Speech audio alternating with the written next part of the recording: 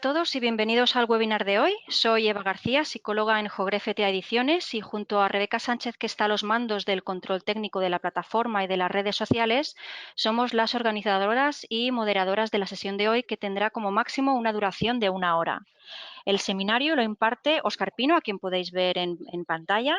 Él es doctor en psicología por la Universitat de Barcelona, experto en neuropsicología clínica, coordinador del CESMA y del CAS del Hospital Benito Meni, el Hospitalet de Llobregat, y coautor del SCIP-S, que es la prueba de la que nos hablará hoy.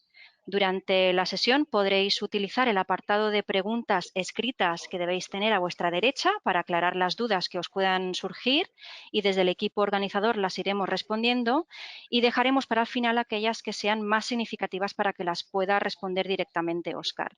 Así que sin más os damos paso a Óscar, no sin antes recordaros que tenemos un hashtag activo en las redes sociales, que es #webinartea, por si queréis compartir vuestros comentarios. Así que, Óscar, te escuchamos.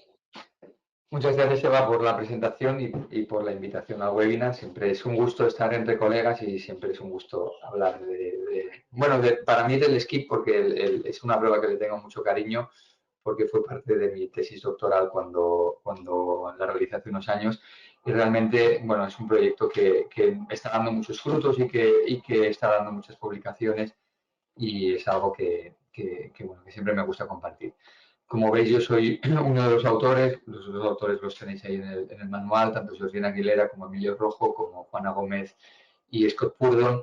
Y realmente como nos planteamos el desarrollo de esta prueba, nosotros hace unos años trabajábamos mucho en todo el tema de esquizofrenia, y sabéis que la esquizofrenia es una enfermedad mental que está caracterizada por síntomas como las alucinaciones, el pensamiento y lenguaje desorganizados, déficits perceptivos, pérdida de comportamientos dirigidos a metas y deterioro en la función social, ¿no? Muchas veces se nos olvida esta última parte, ¿no? Toda la parte de la pérdida de comportamientos dirigidos a metas y el deterioro en la función social, y nos quedamos demasiado centrados en todo lo que sería únicamente la sintomatología positiva, ¿no? Lo que sería los delirios, alucinaciones, el pensamiento y lenguaje desorganizados, y hace que no nos centremos tanto en la sintomatología negativa ni en los déficits cognitivos, ¿no? Que al final estos déficits cognitivos y esta sintomatología negativa es la que más correlacionaría con todo lo que es el déficit de funcionamiento psicosocial en este tipo de enfermedades, ¿no? La psicosis. Eso es importante tenerlo en cuenta porque aquí, ¿no?, se aplica un poquito la máxima esta de Deng Xiaoping, ¿no? No nos importa tanto si el gato es blanco o el gato es negro, sino lo importante es si el gato caza ratones. Y aquí nos encontramos que estos pacientes con este deterioro cognitivo pues hacía que no, pudieran cazar ratones, ¿no? Porque este deterioro cognitivo hace que a nivel psicosocial no puedan realizar sus actividades del día a día de forma normalizada y no hagan una buena resolución de problemas. A partir de aquí, sabemos que la visión actual de este tipo de enfermedades es muy del ámbito de las neurociencias. Se nos producen, ¿no?, lo que hablamos son estas enfermedades psiquiátricas, una enfermedad de 3 impactos. Un primer impacto que podría ser un impacto más genético, biológico, con factores durante el desarrollo del feto y del sistema nervioso central, antes inclusive de nacer, ¿no? En lo que sabemos que, por ejemplo, que está influenciando en temas de desnutrición en la madre, ¿no? Durante la época del parto, durante la época de la gestación, factores estresantes de mantenimiento en esa época también. Por ejemplo, pues también tener hermanos o familiares de primer grado con diagnóstico de psicosis. Todas estas cuestiones haría que se crease como una base necesaria, pero no suficiente para poder desarrollar, digamos, lo que serían este tipo de enfermedades. Después se produciría un segundo impacto, que sería cuando, mientras el cerebro está produciendo toda esta época de la poda neuronal, es decir, nosotros en nuestra cabeza, cuando nacemos con más conexiones de las que nos tocan, y aparte de eso se produce durante los primeros años de vida todo el proceso de mielinización cerebral, ¿no?, de mielinización de las áreas del cerebro. Y a partir de aquí pues se va produciendo el desarrollo y la maduración a nivel personal. En esta primera y segunda infancia es muy importante para estos momentos, para que digamos, se acabe desarrollando y se acabe madurando correctamente el cerebro, ¿no? Aquí sabemos que, por ejemplo, los niños que son más cogidos en brazos, pues en relación, ¿no? Tienen unas conexiones y tienen más conexiones a nivel cerebral. Después también sabemos que en niños también que han sufrido episodios de abusos sexuales, pues tienen más probabilidades de desarrollar psicosis. Todas estas cuestiones que hacen que una segunda, ¿no? Un segundo impacto en todo lo que sea en esta primera y segunda infancia hace no que se desarrolle ya, digamos, una desviación en toda la parte del desarrollo neurocognitivo y ¿no? Y acaba produciendo como un factor de riesgo en específico que hace que con estas fases, ¿no? Serían como más biológicas, hace que estemos predispuestos a desarrollar un episodio psicótico, ¿no?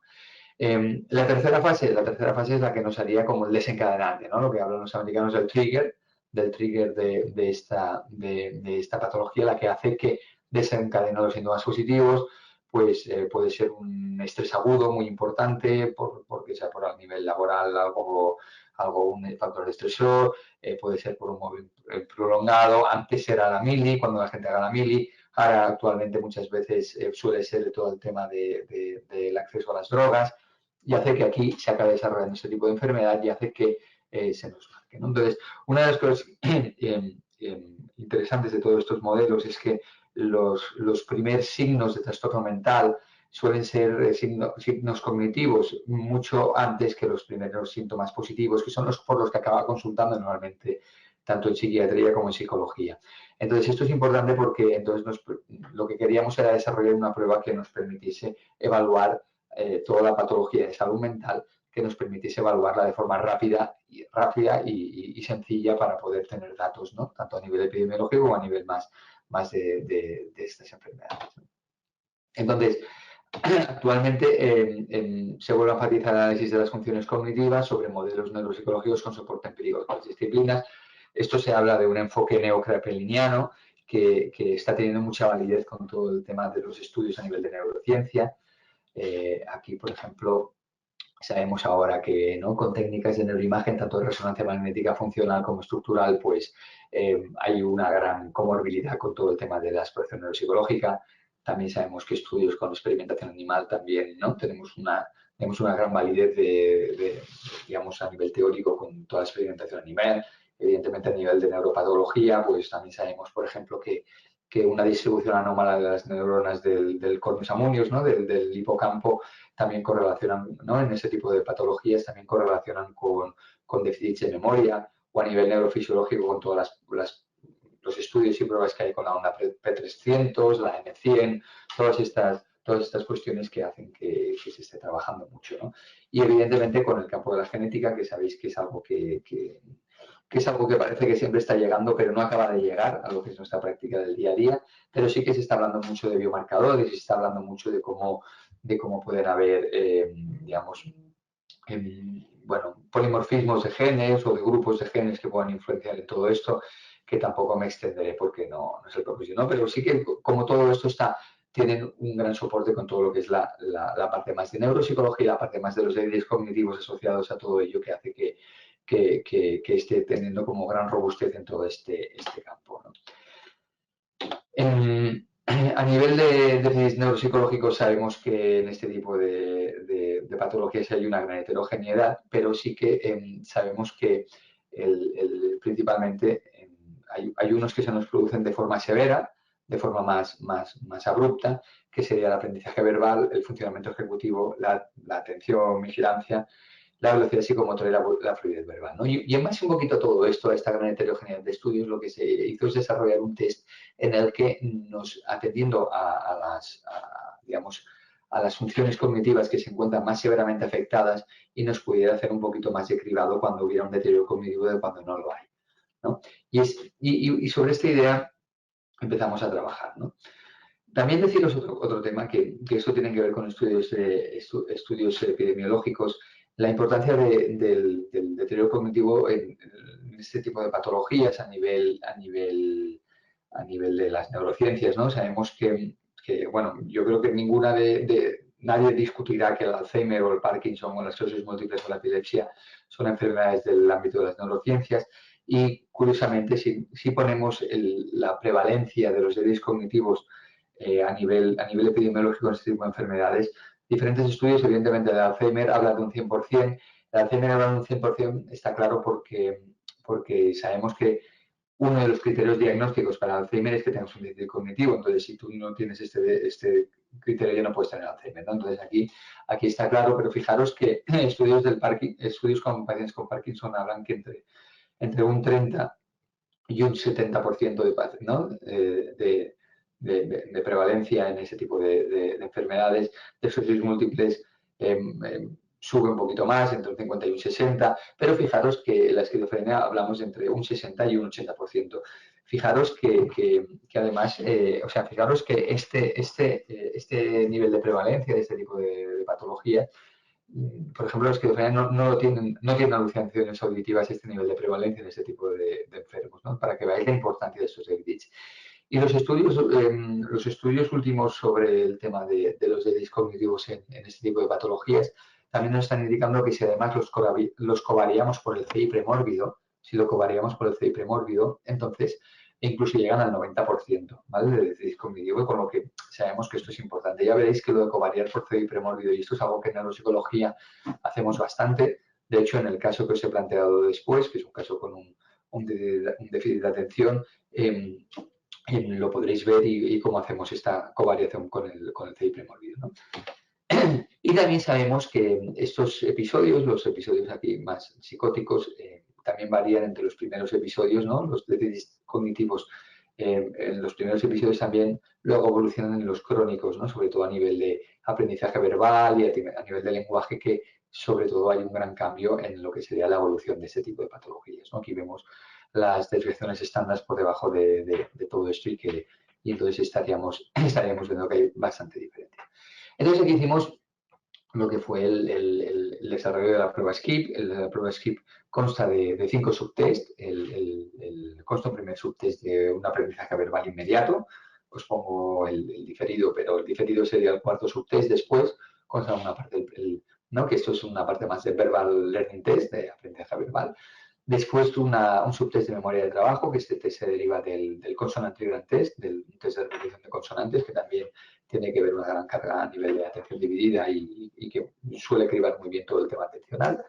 Después tenemos un subtest de fluidez verbal con clave fonémica, que este subtest, digamos, es un verbal fluency test, también con clave fonémica, tiene más componente de funcionamiento ejecutivo y de un componente más frontal. Después lo que haríamos en el cuarto subtest es requerir las palabras del aprendizaje, de la lista de palabras que ha aprendido, sería el aprendizaje verbal diferido, este estaría después de fluidez verbal. Y por último haríamos un último subtest de velocidad de procesamiento de la información, ¿no? Con un test de seguimiento visomotor y que sería una tarea derivada de lo que sería un trial a nivel psicomotor, ¿vale? Parecido a lo que serían los del WISE o de algo así, pero hecho con el código Morse. Estas iniciativas lo que pretende es evaluar a unos males. Se hicieron una serie de la iniciativa Matrix, que lo que se decía era recomendar qué funciones cognitivas se tenían que evaluar y estas funciones cognitivas, tanto a nivel de aprendizaje verbal como de memoria de trabajo, como fluidez verbal, como velocidad psicomotora, eso eran digamos, algunas de las áreas cognitivas que deberían evaluarse según toda la iniciativa Matrix y toda la parte del TENECH que se desarrolló posteriormente para la evaluación de este tipo de patologías. Lo primero que hicimos fue hacer un estudio, que ya no me extenderé, quien necesite información puede pedírnosla, digamos, esto es ya de hace unos años, hago un poquito de digamos, de conceptualización de toda esta parte. Pero lo primero que hicimos fue ver, ¿no? Con este artículo de Psicotema, que publicamos Psicotema, el publicar todas las cadáveres para evaluar el deterioro cognitivo en pacientes psiquiátricos, principalmente lo que miramos fue la fiabilidad del test y si era una buena prueba para poder evaluar. Hicimos un entrenamiento después en un estudio multicéntrico con más de 40 centros y vimos que esta fiabilidad era buena. Con un mínimo entrenamiento el coeficiente kappa era de 0,99, o sea, había una muy buena concordancia entre observadores y esto es es importante porque si queremos que una prueba sea sencilla de administrar, tiene que ser realmente con un coeficiente elevado y que no hayan errores de medidas a la hora de aplicar y de administrar esta prueba. Y ¿no? De la forma que esto era excelente. Y entonces también para mirar todo el tema de validez del estudio, de validez a nivel de contenido, de todos los detalles de todas las áreas cognitivas que evaluaba el SKIP, lo que hicimos fue unas medidas repetidas en las que en un primer momento realizábamos toda la evaluación del clinical status con los pacientes, a nivel mirábamos el tema de la PANS, de depresión, de temas más psicosociales, después temas más de funcionalidad, evaluábamos el SKIP y en este primer momento realizamos también una exploración neuropsicológica completa con subtest del WISE-3, en aquella época era el WISE-3, con sobre todo los quiz de velocidad de procesamiento, los quiz de working memory, y luego hicimos la lista de palabras de la Western Memory Scale, realizamos un Wisconsin Card-Sorting Test, los tres Making Test, tanto el A como el B, y un test de fluidez semántica. A partir de aquí, lo que hicimos también fue evaluar en medidas repetidas, todo esto era una exploración en 15 días, evaluar, pues controlar que los síntomas, ¿no?, a nivel clínico de estatus no hubiese cambiado, y evaluamos el SKIP de nuevo con un estudio, con un diseño contrabalanceado completo, porque el SKIP consta de 3 formas paralelas. Al tener pruebas de memoria y pruebas de atención es bueno tener formas paralelas. Entonces, como consta de 3 formas paralelas, lo que hacíamos era mirar y comprobar que realmente no solo la validez a nivel de los déficits cognitivos, sino que estas formas fueran paralelas y fueran intercambiables entre sí, ¿no? Esto es muy importante a la hora que hacemos medidas repetidas, porque en el ámbito del día a día, en nuestros hospitales o en nuestra clínica en el día a día, pues a veces te puedes encontrar con pacientes que pueden venir varias veces y que los podemos evaluar varias veces. Miramos eso y controlamos todas las variables sociodemográficas, tratamientos antipsicóticos, toda la materia neuropsicológica de lo que hablábamos. Esto ya no me extenderé. Y una de las cosas importantes es que vimos que tenía una buena fiabilidad, tanto test como retest, una buena correlación interclase entre los diferentes dominios, la consistencia interna era buena, ¿no?, con un coeficiente alfa de 0,73. Todos estos valores, ¿no?, estas correlaciones con los subtest y las diversas pruebas de la batería neuropsicológica nos dan evidencias de que había una validez concurrente buena a nivel de la prueba y esto era muy importante porque realmente necesitábamos ver que realmente un test de nueva creación pues tuviese una buena validez. Pero había otro aspecto que nos interesaba mucho más, que eran los aspectos prácticos, ¿no? ¿Y por qué nos interesaba mucho más, no? Porque, por ejemplo, si yo en el CESMA lo que tengo visitas que pues cada media hora o es muy difícil pensar que podemos realizar exploraciones que duren 40, 50 minutos, 60 minutos. Lo podremos hacer un día de forma puntual, pero de forma habitual será imposible que podamos realizar exploraciones así a este nivel. Entonces, esto es importante porque los aspectos prácticos eran algo básico que teníamos que evaluar. Entonces, lo que hicimos fue controlar el coste temporal en la exploración, tanto del SKIP como de la batería neuropsicológica. Y aquí nos salió un dato muy interesante, que es que la duración media de la batería era de 76 minutos, es decir, 1 hora y cuarto, 1 hora y cuarto administrar las pruebas que habíamos tenido, con una standard deviation de 20 minutos. O sea que esto podemos estar, fijaros que podemos estar entre prácticamente hora y media, entre hora y media para realizar una exploración así completa. Y esto hablamos sin corregir las pruebas, que algunas de estas pruebas necesitan una corrección que es un poquito, a veces, pues bueno, no complicada, pero sí que laboriosa, ¿no? Y en el SKIP, la exploración mediante el SKIP fue de 16 minutos con una standard deviation entre 5 minutos. ¿No? Fijaros que estamos hablando de eso, ¿no?, de unos 10-15 minutos la exploración del SKIP. Cuando hacemos el videoentrenamiento del SKIP, ¿no?, que hacemos una administración todo de corrido del SKIP, tardamos 12 minutos. O sea, para que veáis que, ¿no?, ese vídeo que está administrado por mí, con 12 minutos ya tenemos la exploración de varios dominios cognitivos que sí que realmente nos interesa y que tenemos que poder evaluar. Entonces, esto era muy importante porque para nosotros realmente era el leitmotiv de realizar esta nueva prueba. para quien le interese más tema teórico y tema más de cognición y tanto en esquizofrenia, trastorno bipolar o en depresión, pues se hizo un pequeño manual que realmente aquí realizamos ya un capítulo del SKIP y aparte hay otros aspectos que, bueno, que es bastante, que ese es un manual pequeño de consulta que quien le interese pues puede buscarlo, ¿vale? Y sí que hubieron varias publicaciones, en un primer momento, publicaciones que algunas de ellas tuvieron un gran impacto. Fue la primera que hicimos en Schizophrenia Research, que es una de las publicaciones que tuvo más impacto en ese año a nivel ¿vale? de citaciones y de todo esto, que es la Spanish version of the Scheme for Cognitive Impairment in Psychiatry, ¿no? Las propiedades psicométricas, y luego eso realizamos otro con pacientes de tipo bipolar el año que viene, un tipo bipolar disorder tipo 1, y luego hicimos otro también con curva ROC, con Neurocognitive Diagnosis, para marcar todo lo que era toda la parte de los puntos de corte y de las curvas ROC para ver qué nos podía cuadrar bien, ¿no? Entonces, bueno, ya os digo, después de esto vinieron muchos artículos, no os voy a dar toda la retahíla de artículos que hay, si hay gente que le interesa lo podéis buscar en PubMed, pero sí que lo que se ha conseguido es que en múltiples países utilizando el SKIP, estas son banderas de algunos de ellos, hay algunos más, incluso no, fue un proyecto que lideramos desde aquí junto con Canadá, con Scott Purdon, y que lo desarrollamos en paralelo, o sea, esto no fue una adaptación como tal, sino que fue un desarrollo desde cero, tanto con Scott como nosotros, ¿no? Y eso es algo de lo que me siento contento y orgulloso porque al final bueno, ha sido algo que se ha liderado desde aquí y que ha tenido mucha repercusión en el ámbito de la clínica y se está utilizando mucho, ¿no? De hecho, así medio en broma, medio en serio,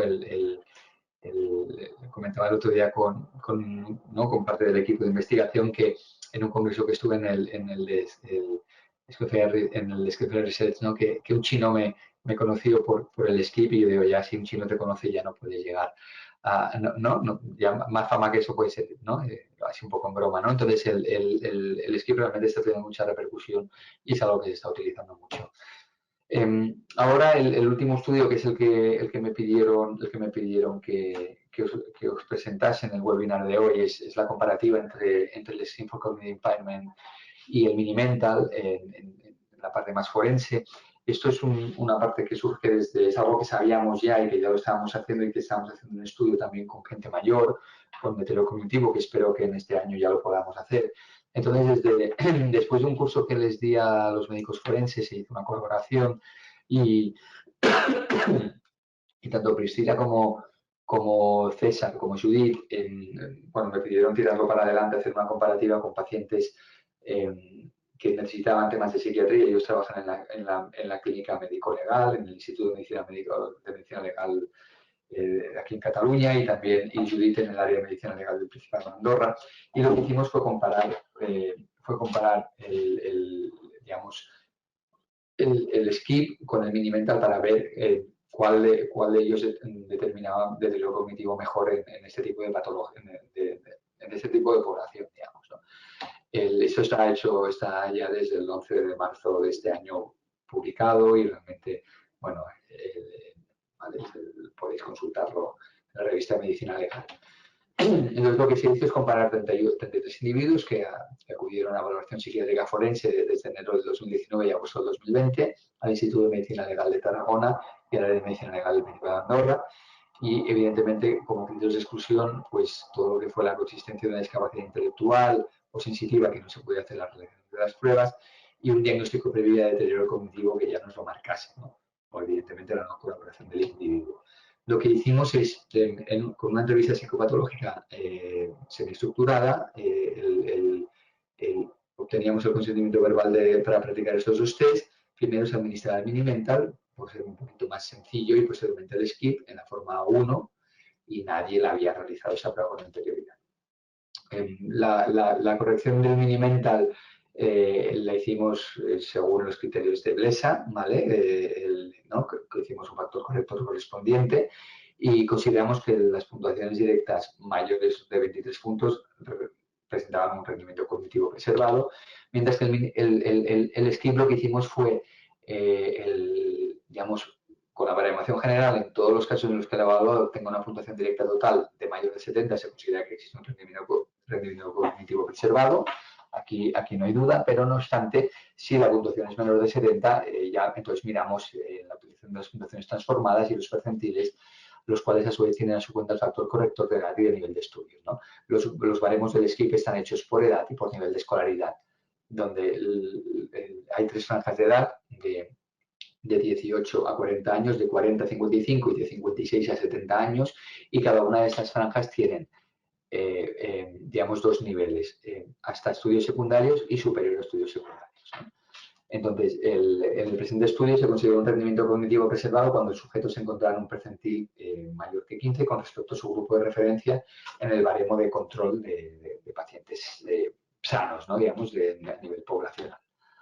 Esta es los descriptivos de la muestra, como veis, bueno, no me extenderé, pero bueno, los diagnósticos principales teníamos tanto pacientes con esquizofrenia, esquizoafectivos, los bipolares, límites de personalidad, otros trastornos específicos de personalidad, y algunos de ellos estaban con tratamiento antipsicótico, ansiolíticos o utopizantes, y el 22, ¿no? El 22 de ellos tenían hábitos tóxicos activos. Un poquito lo mismo que antes, pero con las respuestas, ¿no? Entonces, lo que vimos a nivel de resultados, así con las puntuaciones, lo que vimos es que se observó que según el Minimental, solo menos de un 10% de los entrevistados presentaban un deterioro cognitivo, una disfunción a nivel cognitivo. Pero si lo cribábamos según el SKIP, con los baremos generales, fijaros que ya el 85% de los entrevistados presentaban un deterioro cognitivo con respecto a su población de referencia. Fijaros lo que os decía antes de este tipo de patología, que el 80% tienen deterioros cognitivos. Fijaros que el SKIP sí que los detectaba, mientras que el Minimental no llega ni al 10%. Nuestros resultados están en consonancia con estudios previos, donde el SKIP obtiene mejores resultados que el Minimental y el MoCA en la detección de deterioro cognitivo, tanto en ancianos como en trastornos bipolares, que hay algunos estudios previos. Entonces, en conclusión, sí que estamos trabajando más en ello, pero bueno, cuando se realiza una valoración psiquiátrica forense de un sujeto con patología psiquiátrica, donde uno de los objetivos sea evaluar el estado cognitivo, creemos que es recomendable la utilización del SKIP frente al Minimental, por ser una prueba de cribado mucho más específica y con una facilidad de aplicación similar. Una vez superada, pues evidentemente, esta pequeña curva de aprendizaje que tienen todos los subtests. A nivel de futuras líneas de investigación, pues sí que tenemos y seguiremos trabajando con estudios de sensibilidad y especificidad para buscar, ¿no? Puntos de corte mucho más adecuados, todo el tema de sensibilidad al cambio, estudios epidemiológicos, estudios multiculturales con las diferentes versiones del SKIP. Os he dicho antes la gran casuística que hay en diferentes lenguas y es algo que no tenemos explotado, pero es algo que cada vez más pues la gente nos está pidiendo. De hecho, como dato, pues yo tengo una alumna doctoranda que está ahora haciendo todo lo que es su tesis doctoral con la validación y la adaptación del SKIP al idioma persa, ¿no? al persa. Entonces, tiene un gran déficit de pruebas en todo lo que es Oriente Medio. Y bueno, y esta es su tesis doctoral para que veáis un poquito, ¿no? Hacia dónde va. Otra de las cosas que estamos haciendo es el estudio equiparar un poquito el estudio con la tercera edad y el ámbito forense, que lo tenemos ya en el ámbito forense ya hemos hecho una primera publicación. Con muestras con tercera edad esperamos que en este año podamos hacer digamos un apretón, porque es una de esas cosas que nos paró la pandemia porque bueno, teníamos un convenio con la Fundación La Caixa, con diferentes, con los casals de avi, bueno, aquí se llaman, con los hogares del pensionista, pero claro, con la pandemia se tuvo que parar y tuvimos que dejar de explorar, ¿no? Y así, ahora ya hemos tenido algunas reuniones para volver a activarlo ahora en esta época y creo que este año tendremos unos datos positivos para ello. Y a partir de aquí vamos a hacer un caso.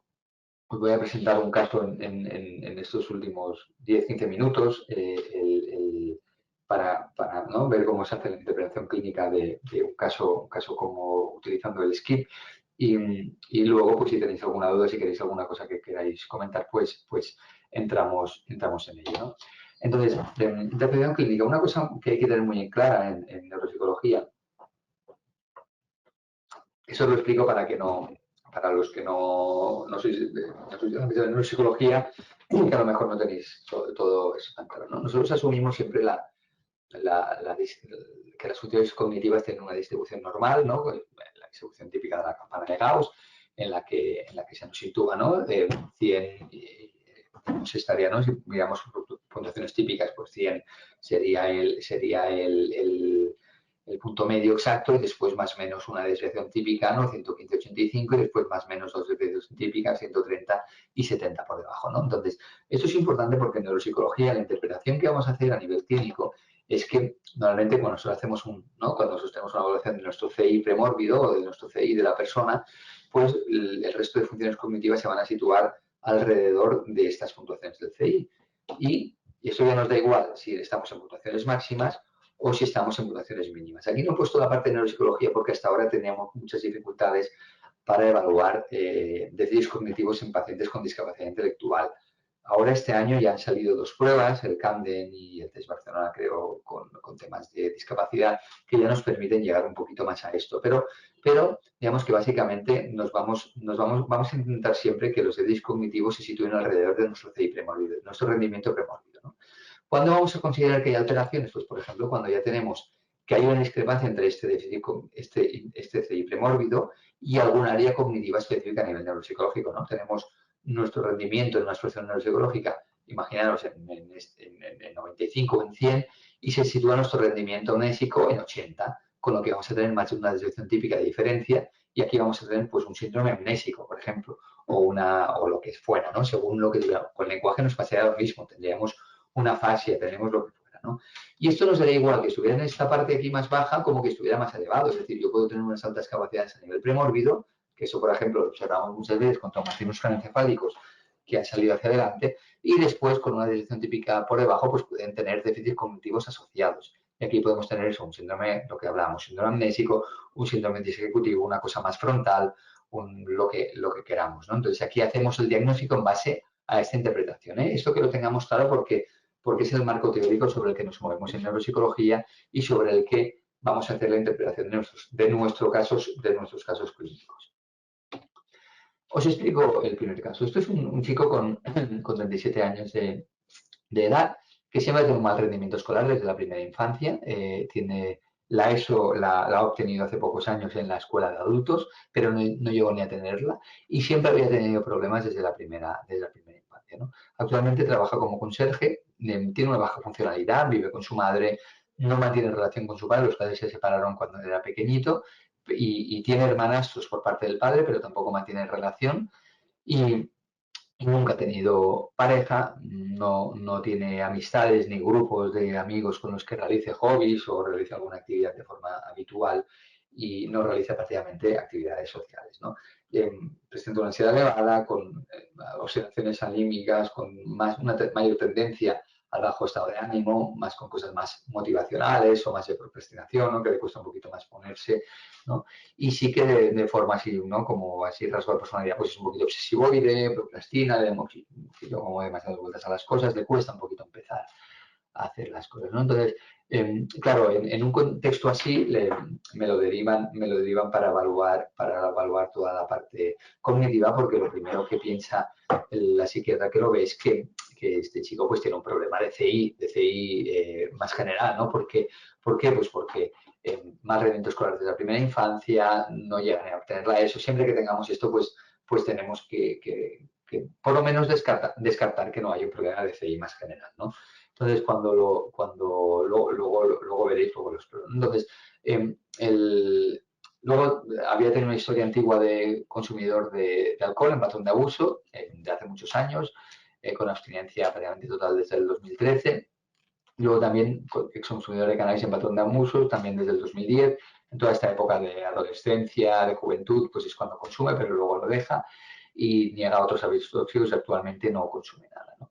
Y sí que como antecedentes médicos sí que tuvo una intervención quirúrgica de un tumor testicular que requirió quimioterapia y luego pues tiene algún factor de riesgo cardiovascular, colesterol, triglicéridos altos, tiene sobrepeso y ninguna otra cosita más, ¿no? Él a nivel de memoria eso no se queja, lo único que ve es que no funciona bien y que le cuesta mantener los puestos de trabajo y que actualmente, ¿no? Quiero recordar que este es el tercer puesto de trabajo que tiene en su vida, con 37 años, y ahora que está haciendo de conserje en un colegio, ¿vale? O sea, que para que veáis un poquito. Entonces, lo primero que pensamos es esto, ¿no? Lo que, pues vamos a ver, ¿no? El rendimiento del CI, cómo se sitúa, el estimo de alguna estimación del CI con vocabulario del WISE y nos sale que la estimación del CI, fijaros que es de 110, ¿no? O sea, que se sitúa por encima de ¿no? O sea, dentro de la parte normal alta, ¿no? De la normalidad, la normal alta de 100 estaría aquí, pues entre 100 y 115, 110. Entonces, aquí con esto que nos permite, si hubiese salido bajo, si hubiese salido por aquí,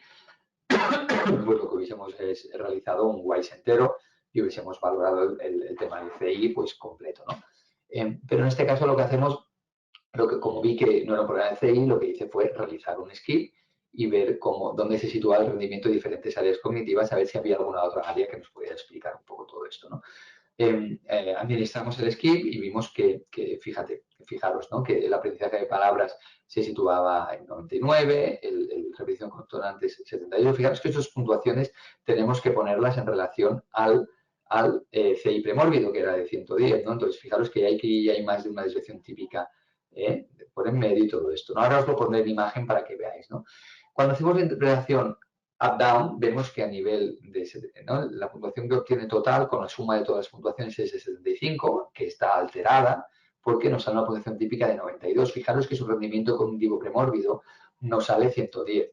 Todo lo que fuera menos de 95 ya pensaríamos que está alterado en relación a sí mismo, ¿no? Entonces aquí os lo pongo en imagen, ¿no? Recordar, el WISE 4 nos salía el CI 110, en vocabulario del 110, la puntuación del skip que era de 95 nos sitúa aquí y vemos que aquí ya hay hay más de una desviación típica de diferencia, con lo que ya estamos pensando que aquí el problema de este chico no es un problema de CI general, sino es un problema de alteración cognitiva específica. ¿Qué vimos? Que prácticamente todo el rendimiento del skip se situaba dentro de lo que esperábamos con el WISE 4. Todas las puntuaciones, si os fijáis antes, os iba poniendo todas las puntuaciones y todas se situaban en 99, 104, 103, 105, menos una puntuación típica. Fijaros, el subtest de repetición de consonantes. El subtest de Working Memory, que es un test que tiene una gran carga atencional, que se situaba prácticamente dos desviaciones típicas por debajo del rendimiento esperado tanto del CI premórbido como del skip. Fijaros, estas desviaciones típicas. Con lo que el diagnóstico que hemos orientado a este chico ha sido de un déficit de atención. Para que veáis, fijaros, os los pongo, ¿vale? Si veis todo lo que os decía antes, todas las puntuaciones se sitúan en 99, 103, 105, 107, alrededor del 110, claramente alrededor del 110, que era lo que esperaríamos, menos la puntuación atencional, que nos da esta explicación de por qué ha salido baja, ¿no? Ha salido alterado todo el tema del CI. Y aquí lo que hicimos fue, ¿no? Las conclusiones del estudio es que, ¿no? Se muestra un paciente con un lenguaje fluido, con un buen contenido de información. La estimación del rendimiento premórbido se encuentra dentro de los límites de la normalidad, hoy estimado 110. Se observa una alteración a nivel atencional, presentando un bajo rendimiento en esta área de forma significativa. El resto de funciones cognitivas evaluadas se encuentran dentro de los límites de la normalidad. La etiología de estos déficits sería compatible con su déficit de atención, que además cuadraba con la clínica. Fijaros, ¿no? Más rendimiento a nivel escolar, a la hora de mantener trabajos, estas especies de oscilaciones anímicas que correlacionan mucho con todo el tema de los déficits atencionales y que no, probablemente es algo que ya desde un punto de vista etiológico pues se originó en la primera infancia y se ha mantenido en la actualidad.